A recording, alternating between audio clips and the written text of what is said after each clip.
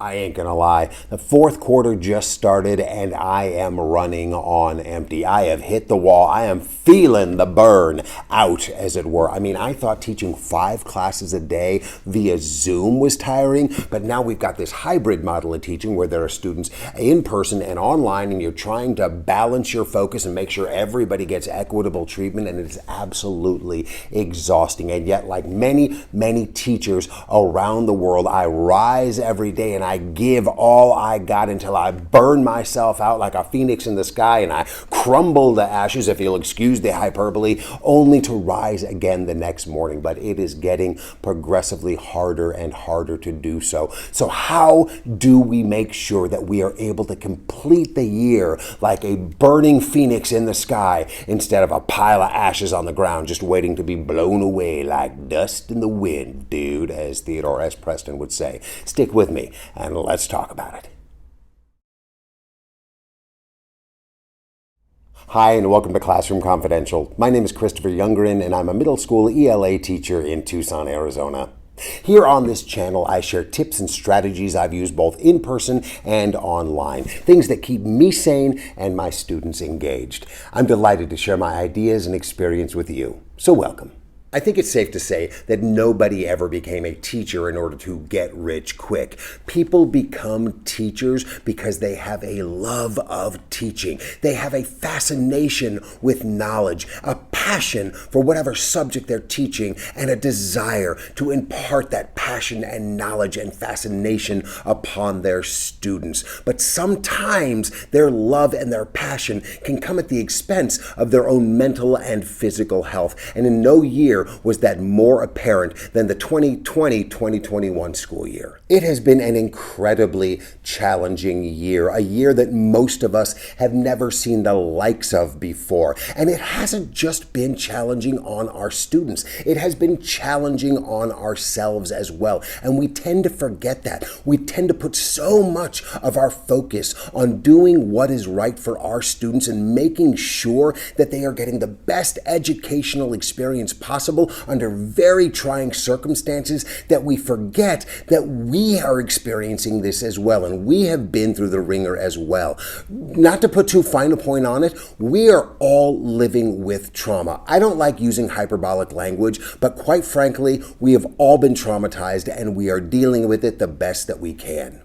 Trauma is defined as damage to a person's mind as a result of one or more distressing events, causing overwhelming amounts of stress that exceeds the person's ability to cope or integrate the emotions involved, eventually leading to serious long-term negative consequences.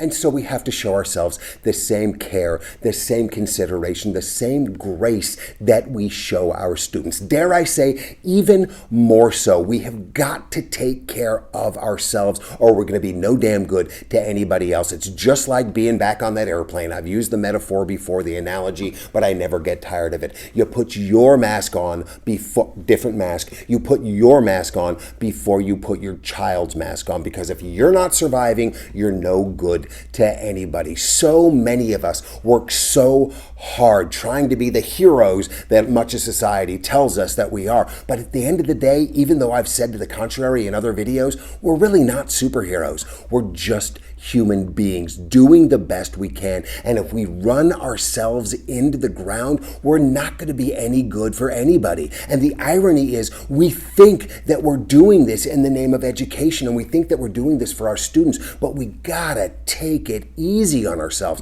We are fragile. Listen to the words of Sting. We are fragile creatures, and we need to treat ourselves accordingly, because if we burn ourselves out before this year comes to an end, then where are our students going to be? They're going to be dead in the water. That's where. So what I do is I check in with myself several times a day, and I ask myself 3 questions. How do I feel? What do I need? And what do I need to do to make that happen? And I set an alarm on my phone. I set a reminder, because if I didn't, I would get so caught up in whatever it is I'm focusing on, whatever very, very important task that I'm trying to get accomplished, that I would forget to take care of myself. I would forget to check in with myself. And the next thing you know, I'd look up 2 hours later and I'd realize that my butt has been asleep for an hour, and I should have stood up and walked around the room at least a couple of times an hour ago. And so ask yourself, how do I feel? Am I hungry? Am I thirsty? Am I falling asleep? Do I need coffee? Do I need to breathe some air? Do I need to move? And what do I need to do to accomplish whatever it is I need, and then make it happen?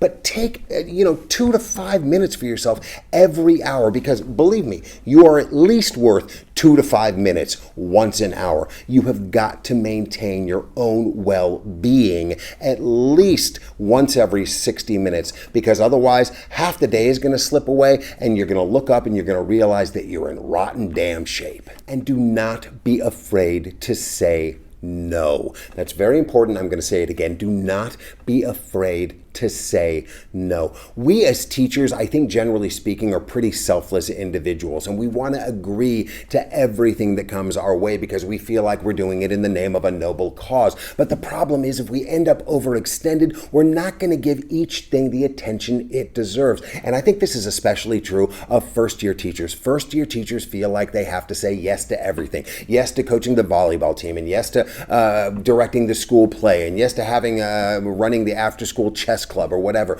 Take it easy. You are doing enough. Believe me, do not worry about all the stuff you should be doing, especially in this last year. Shouldsville is not a good place to live in. Do what you are able to do and let the rest go, because quite frankly, I think one of the best ways of proceeding is under promise and over deliver. If you take on less and then you shoot above that mark and deliver more than anybody ever expected, believe me, people are going to be a lot more impressed with that than they are if you take on too much and you only do a half-assed job with each one of them. And don't be afraid to say no to guilt.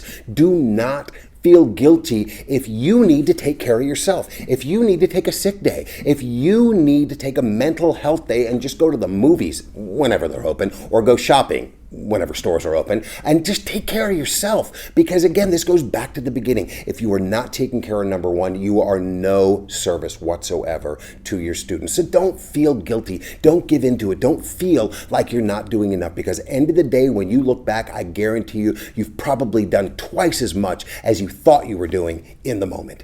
I've said it so many times in regards to our students over the past year, but the same applies to ourselves.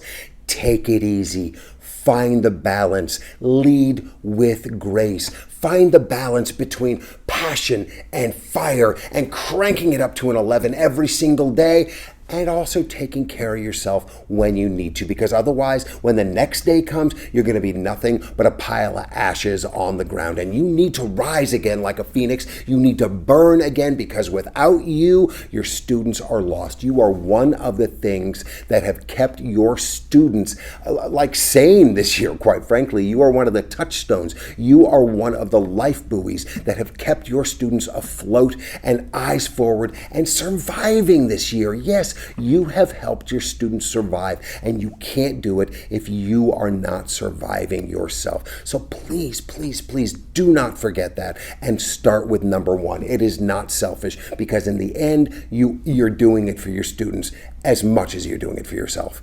Hey, thanks for joining me today. If you got value from this video, do me a favor and smash that like button. Hey, subscribe to my channel if you're enjoying my videos. Hit the notification bell and you'll be alerted every single time I release a new video.